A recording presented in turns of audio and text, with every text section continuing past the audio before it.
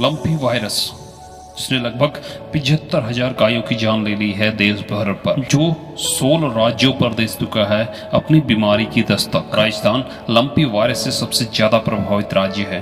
कहा जा रहा है कि यहाँ पर मवेशियों को दफनाने के लिए जगह कम पड़ चुकी है। राजस्थान, पंजाब, हरियाणा, मध्य प्रदेश के बाद अब लंपी वायरस ने उत्तराखंड में भी कहर मचाना शुरू कर दिया है।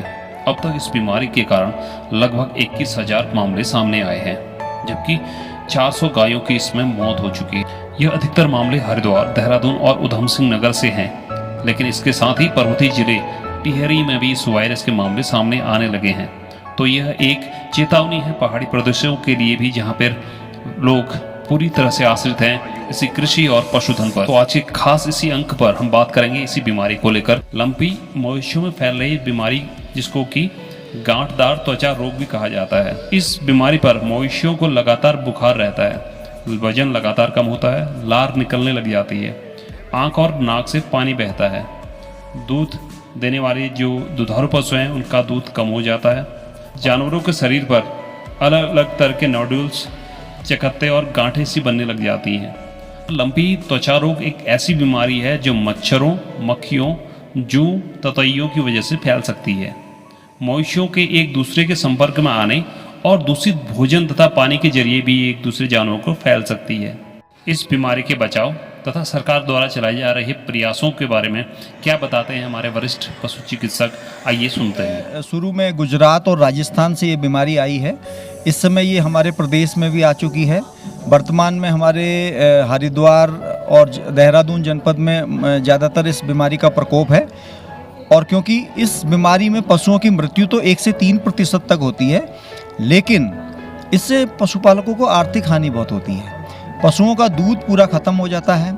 जो हमारे बैल हैं वो खेती के काम के लायक काफ़ी दिनों तक नहीं आ पाते हैं। हमारी भैंसें दूध देना कम कर देती हैं, क्योंकि हमारे पशुपालक, हमारे किसान की जो आर्थिकी है वो हमारे दूध से जुड़ी हुई है। जो हमारी ब्याने वाली गायें हैं उनमें भी कई तरह की दिक्कतें आ सकती हैं। जो हमारी नई बछियाँ हैं जो समय पर ग्याबिन होने वाली हैं, वो अगर बीमारी की चपेट में आएंगी तो समय पर ग्याबिन नहीं हो पाएंगी। तो उससे एक हमारा जो सर्किल है, पशुपालक का एक रोजगार का साधन है पशुपालन, उस पर कुठाराघात होता है। तो बीमारी का बचाव ही बहुत बड़ा हमारा उपाय है।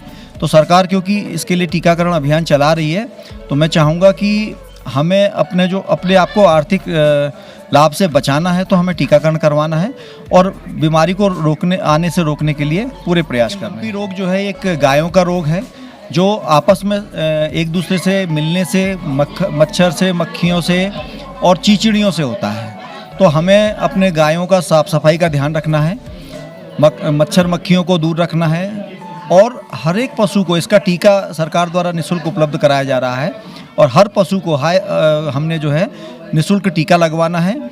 और अभी तक हमारे यहाँ ये रोग नहीं है, तो हमें इसको अभियान के रूप में लेना है, जिससे कि हमारे जनपद में ये बीमारी ना आ पाए और हम इस जनपद को जो है बीमारी से मुक्त रख सकें।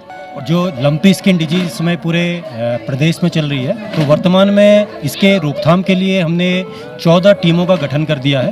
प्रत्येक विकासखंड स्तर पर इसका बनाया गया है टीमें, और जो गांव-गांव जाकर इसका टीकाकरण कर रही हैं। बिल्कुल निःशुल्क इसका टीकाकरण किया जा रहा है। इसके अलावा जो हमारे बॉर्डर के एरियाज हैं उन पे भी हमने सघन चेकिंग अभियान चला दिया है, ताकि किसी और जनपद से कोई भी बीमार पशु इस जनपद में ना आना पाए।